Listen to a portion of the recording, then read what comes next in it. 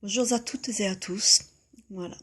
Donc, je vous présente mon CD que j'ai établi pour faire les conférences sur l'importance du pardon. Dans ce CD, vous trouverez le contenu, enfin tout mon livre quoi, qui s'appelle La haine maternelle, que j'ai édité en 2007. Seulement, bon, actuellement, je n'ai plus de contrat d'éditeur, donc je ne l'ai plus en format papier. C'est pour ça que j'ai comment dire, que j'ai profité de mon CD pour pouvoir vous le mettre dedans pour que vous puissiez connaître l'histoire totale de moi et de ma maman. Voilà. Vous aurez aussi le récit de ma NDE, que moi j'appelle EMP, parce que je partage l'avis du docteur Charbonnier, qui est éminent dans ce domaine-là, et forcément qui lui comprend que ce n'est pas une mort imminente, mais bien une mort provisoire. Voilà. Le processus du pardon est quand même assez long et laborieux. Alors ne vous culpabilisez absolument pas si jamais vous n'arrivez pas à pardonner dans cette vie. Vous pardonnerez forcément dans une autre vie. Parce que quoi qu'il en soit, tout le temps où vous n'arriverez pas à pardonner, à avoir de la compassion pour votre bourreau, de l'amour même, ce qui peut étonner, hein, parce qu'il faut quand même aimer notre bourreau pour pouvoir lui pardonner. Donc, tout le temps où on n'arrive pas à faire ce travail-là, eh bien, on reste bloqué, on reste dans la rancœur, et on revit donc vie après vie avec les mêmes personnes, avec le même groupe d'âmes. Ne vous faites pas d'illusions quand vous pensez que vous partez de l'autre côté et que tout est terminé. Rien n'est terminé parce que de l'autre côté, forcément, vous allez vous reprocher de ne pas avoir eu cette compassion et cet amour pour pouvoir pardonner aux personnes qui vous ont blessé. Ces personnes qui vous ont blessé ne sont pas des âmes aussi évoluées que vous et moi. Ce sont des âmes qui sont encore jeunes, très jeunes. Donc, elles n'ont pas encore appris. La Terre n'est pas là pour que l'on soit heureux. La Terre est une école pour apprendre justement à pardonner, à avoir de la compassion, pour monter en lumière et en vibration.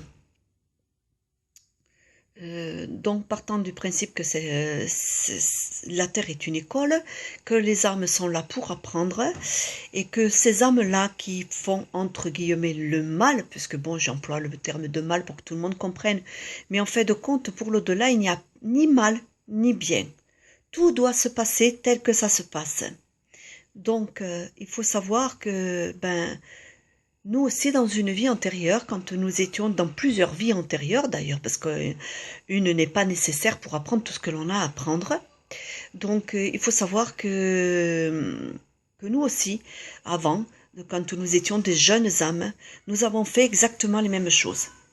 Quand nous reprochons à quelqu'un de nous avoir trompé, il faut savoir que nous aussi nous avons trompé dans une autre vie. Quand nous reprochons à quelqu'un qui nous a volé, il faut savoir que nous aussi nous avons volé dans une autre vie.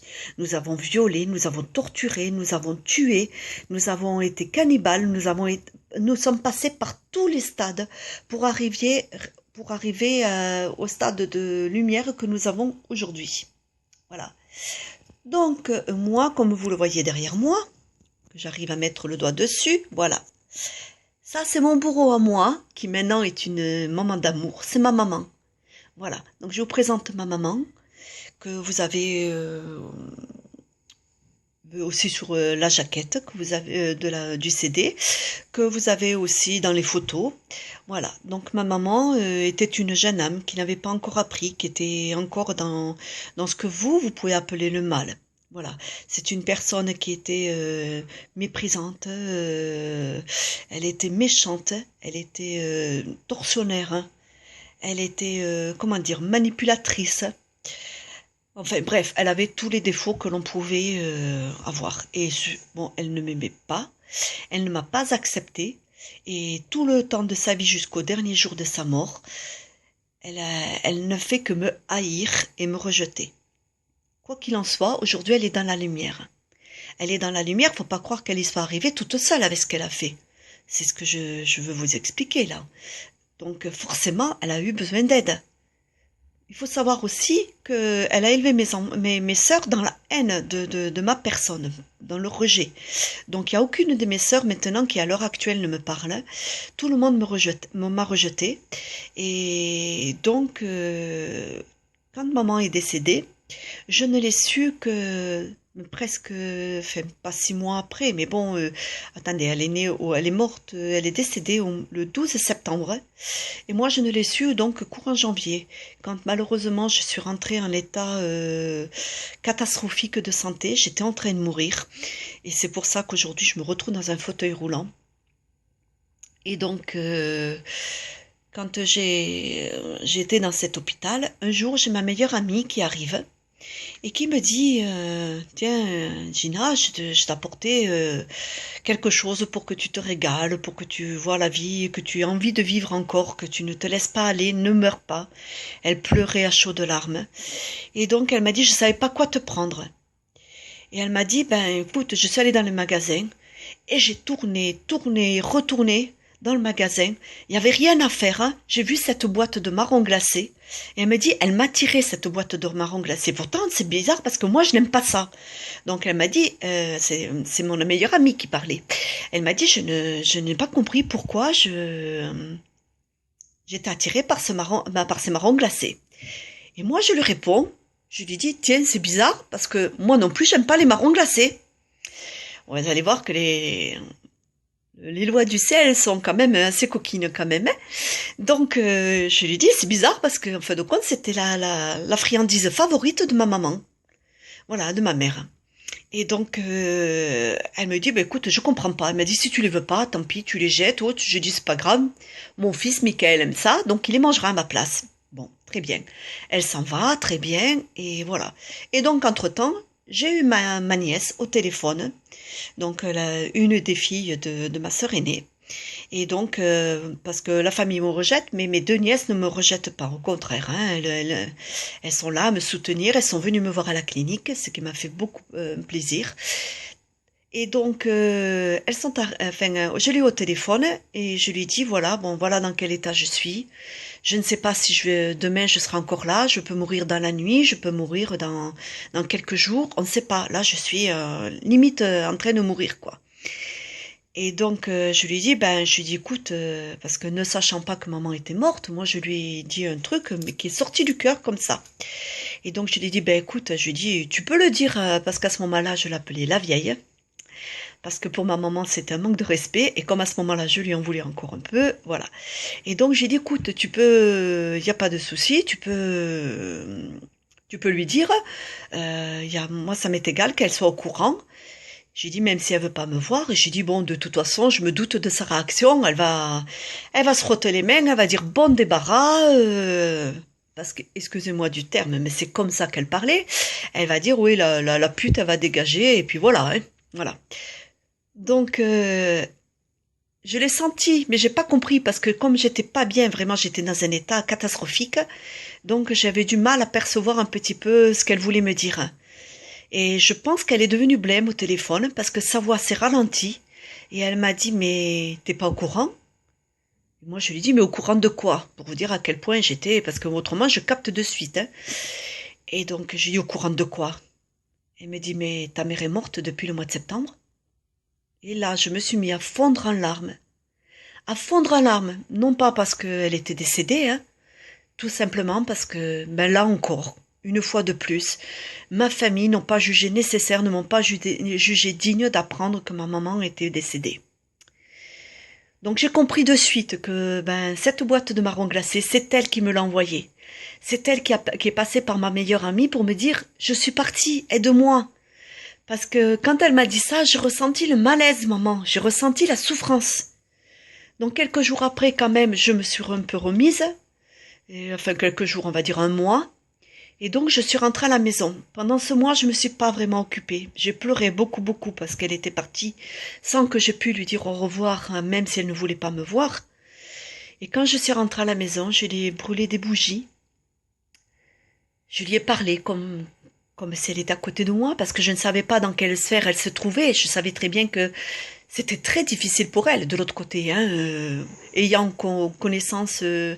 la connaissance justement de ce qui se passe derrière, d'après ma NDE, je savais très bien que ce serait pas facile du tout pour elle.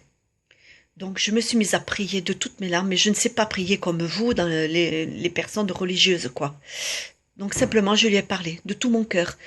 J'ai parlé au ciel, j'ai parlé à l'univers. J'ai dit, écoutez, j'ai dit, je vous en supplie, j'ai pleuré, mais à chaudes larmes. J'ai dit, je vous en supplie, sortez ma maman de ce que nous, sur Terre, on peut appeler l'enfer. Sortez-la de là. Elle souffre, je sais, allégez sa souffrance. J'ai même dit, excusez-moi, j'ai les larmes qui reviennent, c'est un peu difficile. J'ai même dit comme ça, si j'ai besoin de partir pour laisser ma place à maman et faire monter maman dans la lumière, reprenez-moi. Je me fiche totalement d'être sur Terre si maman est malheureuse de l'autre côté. Je sais très bien que j'ai des enfants sur Terre qui avaient besoin de moi, une petite fille. Mais... comment dire, j'ai un peu de mal à parler, je suis désolée, hein. Mais j'ai dit, je vous en supplie, sortez-la de là. Prenez mon énergie, prenez tout ce que vous voulez de moi. Mais sortez-la de ça. Et après, bon, quelques temps plus tard, parce que je continuais quand même à aller dans des associations pour moi personnellement, hein, d'aide aux personnes en deuil. Un jour, mon amie Josiane l'a eu en médiumnité. J'avais pas dit que maman était décédée, donc elle ne pouvait pas le savoir. Ce qui prouve que la médiumnité, ce n'est pas du pipeau, c'est pas des charlatans qui viennent dans les associations. Ce sont des gens qui ont beaucoup enfin, pas de talent, c'est pas du talent, c'est pas des dons, c'est pas, voilà. C'est simplement que ce sont des bons facteurs, comme dit un autre médium, Bertrand Retailleau. Voilà. Donc, Josiane Vincent, qui est mon amie, m'a dit, voilà, j'ai une dame qui vient toute penaude, qui a beaucoup de difficultés à passer. Elle me dit, c'est très très lourd son énergie, même moi j'ai du mal à la supporter, elle me dit. Elle me dit, elle vient vous demander pardon, pardon, pardon, pardon, pardon. Elle a dit, et donc là, elle parle à la place de ma maman, et elle me dit, je n'aurai de cesse de te demander pardon. Je n'aurai de cesse comment dire, pas de racheter, mais comme elle a dit ça, je n'aurai de cesse de veiller sur toi pour que justice te soit rendue. Voilà, c'est ça. Pour que justice te soit rendue. Car sans toi, elle me dit, sans toi, je serais encore dans ce que vous appelez l'enfer. Et ça, franchement, j'en ai eu les larmes aux yeux, j'ai pleuré en pleine salle. Elle m'a dit, sans tes prières, sans ton pardon, je ne pourrais pas sortir de là, et je revivrai une vie de misère. Après, elle m'a dit comme ça, elle m'a dit, bien que je suis en train de te parler, je suis déjà en train de préparer ma prochaine incarnation. Et elle sait déjà que dans la prochaine incarnation, malheureusement, elle souffrira. Voilà. Donc c'est vrai que c'est intolérable des enfants qui souffrent, qui sont violés, qui sont torturés comme moi je l'ai été. C'est intolérable pour l'humanité, je le sais très bien. Mais il faut savoir que bien souvent, c'est parce qu'on a quelque chose à payer, on a un karma à payer. Donc ce n'est pas pour dire oui, les pédophiles ont raison. Non, non, je prends pas du tout leur parcours, mais j'ai pitié d'eux par contre. Parce que, comme je vous ai expliqué tout au début, ce sont des âmes qui n'ont pas encore appris. Elles apprendront. Comme vous avez appris. Il faut leur laisser le temps, simplement. Et la possibilité de grandir. Et vous pouvez accélérer les choses. Vous pouvez gagner du temps et qu'elles reviennent dans la prochaine vie. Elles souffriront quand même, parce que quoi qu'il en soit, il y a double peine. Hein. On souffre là-haut, et après on ressouffre dans la prochaine incarnation, parce qu'on revit, en fait de compte, tout le mal qu'on a fait. Mais quelque part, c'est nécessaire. Hein. Enfin, c'est pas quelque part, c'est sûr, c'est nécessaire. Car en plus, avec notre pardon, je veux dire, ils montent plus vite. Donc forcément, ils comprennent vite. Dans la prochaine vie, ils ne referont pas ces erreurs-là. Parce que vous leur aurez pardonné. Et vous ne vous retrouverez pas dans les mêmes conditions difficiles que vous avez vécues dans cette vie-là, avec les mêmes personnes, le même groupe d'âmes. Voilà. En général, c'est comme ça que ça se passe. Sauf dans mon cas. Sauf dans le cas de d'autres personnes, parce que je ne suis pas, comment dire, je ne suis pas une exception. Il y a d'autres aussi, ce que vous pouvez appeler, je sais pas, certains nous appellent les anges terrestres, d'autres nous appellent les enfants indigo, les enfants cristal. Enfin voilà, il y a plusieurs termes de toute façon. Quoi qu'il en soit, nous sommes là pour faire avancer l'humanité, par nos expériences, par la souffrance que nous avons. Car nous sommes là, comme le Christ a été là pendant une certaine époque, pendant sa vie terrestre, il a été là pour acheter le péché des hommes. Donc moi, maman me dit un jour en médiumnité, elle me dit, tu m'as fait un beau cadeau, elle me dit, parce que tu n'avais pas besoin de te réincarner, tu en avais fini avec le cycle de réincarnation, donc j'étais dans la lumière, peut-être pas totalement pure, mais bien avancée, et elle me dit, tu n'avais pas besoin de te réincarner, tu as choisi de t'incarner, et ça il faut savoir que nous choisissons de nous incarner, pour justement sauver d'autres âmes, enfin sauver, c'est un bien grand mot parce que les faire avancer, je dirais plutôt. Voilà, on les fait avancer. J'ai choisi pour aider ma mère un petit peu à gagner quelques vies de souffrance. Donc c'est vrai que dans la prochaine vie, elle va souffrir, mais elle va en gagner combien avec mon pardon? Elle va en gagner combien par le fait d'avoir compris les choses? Et ça me remplit de joie. Car je sais que le chemin sera moins long pour elle que pour d'autres personnes que beaucoup de gens n'arrivent pas à pardonner. Voilà. J'espère que vous comprendrez mon point de vue et que vous pourrez le comprendre à fond pour savoir le sens justement de ce pourquoi je suis venue sur Terre. Voilà. Donc, je pense que quand je vais repartir de l'autre côté, je vais mettre un peu de temps avant de me réincarner, même pour aider quelqu'un, parce que je peux vous assurer que c'est vraiment fatigant une vie comme ça. Fatigant, épuisant et difficile. Voilà. Mais il n'y a aucun médium qui soit sur Terre et qui n'ait pas eu une vie difficile. On a tous eu des vies difficiles. Vous aussi, qui me regardez là en ce moment, avez sûrement eu une vie difficile. Et ce que j'ai vécu moi, peut-être que vous ne l'avez pas vécu dans cette vie, mais vous l'avez peut-être vécu dans une vie précédente. Ou vous le vivrez malheureusement dans la prochaine vie. Quoi qu'il en soit, on n'a pas le choix. On n'a pas le choix. Tout le temps où on n'a pas atteint un certain niveau de lumière, on doit se réincarner pour continuer à apprendre. C'est comme ça, c'est le cycle normal des choses. Voilà.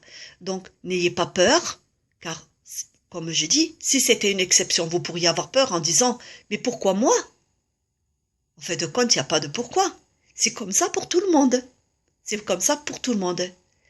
Et maintenant que je lui ai pardonné à elle, que j'ai pardonné à beaucoup d'autres gens, comme le père de ma fille, le père de mon fils aîné, qui ont été des conjoints épouvantables, qui m'ont fait souffrir aussi, qui m'ont maltraité moralement, physiquement, voilà. Donc, en fin de compte, voilà, eux aussi je les aide.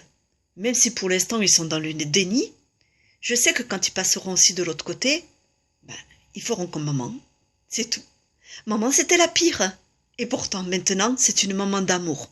Une maman qui est là pour m'aider, qui me soutient et qui m'aime maintenant, ce qu'elle n'a jamais fait sur Terre. Je sens son amour. Je sais que quand je vous parle là, elle n'est pas là que sur la photo. Elle est là en présence. Elle est là, je la sens me caresser la nuque. Je sens ses vibrations ici. Parce qu'elle est contente de ce que je vous dis. Elle est contente parce que elle, ça l'a aidée. Et elle voudrait tant que ça aide tant de monde derrière, de l'autre côté. Tant de monde qui ont besoin de notre pardon, de notre soutien. Alors voilà, ne culpabilisez pas si vous n'y arrivez pas dans cette vie. Vous y arriverez dans une autre. Soyez sûr que vous y arriverez. Je peux vous le certifier. Voilà. En attendant, quelle que soit votre énergie, sachez un truc, c'est que je vous aime. J'aime les personnes, les âmes que vous êtes. Et soit c'est des souvenirs, soit ce sont des gens qui ont la même, soit vous avez la même énergie que moi et le même avancement. Et à ce moment-là, vous me comprenez tout à fait ce que je veux dire. Voilà. Donc, je vous embrasse tous. Je vous aime très fort. Et maman aussi vous fais un petit coucou depuis l'au-delà. Voilà. Bonne journée, bonne semaine. Et j'espère qu'un jour, nous nous verrons dans une conférence. Au revoir à tous. Bisous.